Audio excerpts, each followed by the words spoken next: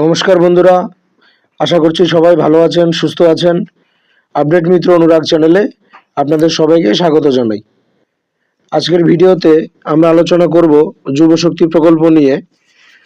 গত কয়েকদিন ধরে অনেকে আমাকে কমেন্ট এবং মেসেজ করে জিজ্ঞেস করছেন যুব শক্তি প্রকল্পের আবেদন কবে শুরু হবে, অনলাইনে আবেদন করা যাবে নাকি অফলাইনে, এবং নতুন কোনো আপডেট এসছে কিনা যুব শক্তি নিয়ে।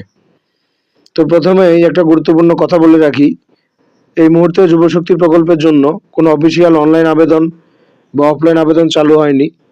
তাই যদি কোথাও কেউ আবেদন করানোর কথা বলে বা কোনো ফর্ম পূরণ করার কথা বলে, তাহলে অবশ্যই সতর্ক থাকবেন।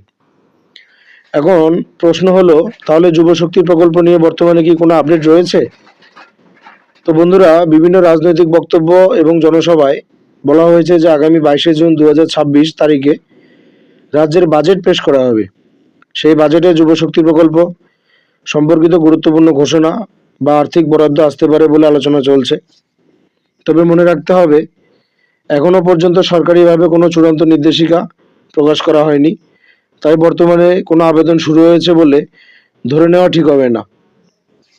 সবচেয়ে গুরুত্বপূর্ণ বিষয় হলো, 22 জুনের বাজেটের পরেই প্রকল্প সম্পর্কে অনেক গুরুত্বপূর্ণ তথ্য পরিষ্কার হতে পারে। যেমন আবেদন কবে থেকে শুরু হবে, অনলাইনে হবে নাকি অফলাইনে হবে, কারা আবেদন করতে পারবেন, বয়স সীমা কত হতে পারে, শিক্ষাগত যোগ্যতা কি লাগতে পারে, মাধ্যমিক পাস, উচ্চ মাধ্যমিক পাস নাকি গ্রাজুয়েটদের জন্য প্রকল্পটি হবে, কি কি ডকুমেন্ট লাগবে এবং প্রকল্পের সুবিধা কিভাবে দেওয়া হবে, এই সমস্ত বিষয় বাজেটের পর অথবা পরবর্তী সরকারি বিজ্ঞপ্তিতে স্পষ্টভাবে জানা যেতে পারে। বর্তমানে এই বিষয়গুলো নিয়ে অনেক ধরনের জল্পনা কল্পনা চলছে, কিন্তু এখনো পর্যন্ত কোনো অফিসিয়াল নোটিফিকেশন প্রকাশ করা হয়নি। তাই সোশ্যাল মিডিয়ায় ছড়িয়ে পড়া তথ্য থেকে বিভ্রান্ত না হয়ে সরকারি ঘোষণার জন্য অপেক্ষা করাই হবে সবচেয়ে বুদ্ধিমানের কাজ। তো বন্ধুরা, অনেকেই জানতে চাইছেন এখন কি কোনো ডকুমেন্ট প্রস্তুত রাখতে হবে। তা আমার পরামর্শ থাকবে, Aadhaar card, voter card, bank passbook, mobile number এবং অন্যান্য প্রয়োজনীয় নথি আপডেট অবস্থায় রাখুন। ভবিষ্যতে যদি আবেদন শুরু হয় তাহলে এই নথিগুলি কাজে লাগতে পারে। সুতরাং আজকের আপডেট অনুযায়ী যুবশক্তি প্রকল্পের আবেদন এখনও শুরু হয়নি। অনলাইন বা অফলাইন কোনো আবেদন প্রক্রিয়া চালু নেই।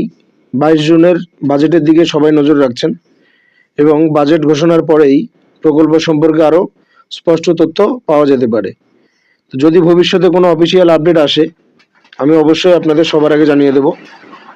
ভিডিওটি ভালো লাগলে লাইক করবেন, কমেন্ট করবেন, বন্ধুদের সঙ্গে শেয়ার করবেন এবং আপডেট মিত্র অনুরাগ চ্যানেলটি সাবস্ক্রাইব করতে ভুলবেন না। ধন্যবাদ, সবাই ভালো থাকবেন, সুস্থ থাকবেন। দেখা হবে পরবর্তী ভিডিওতে।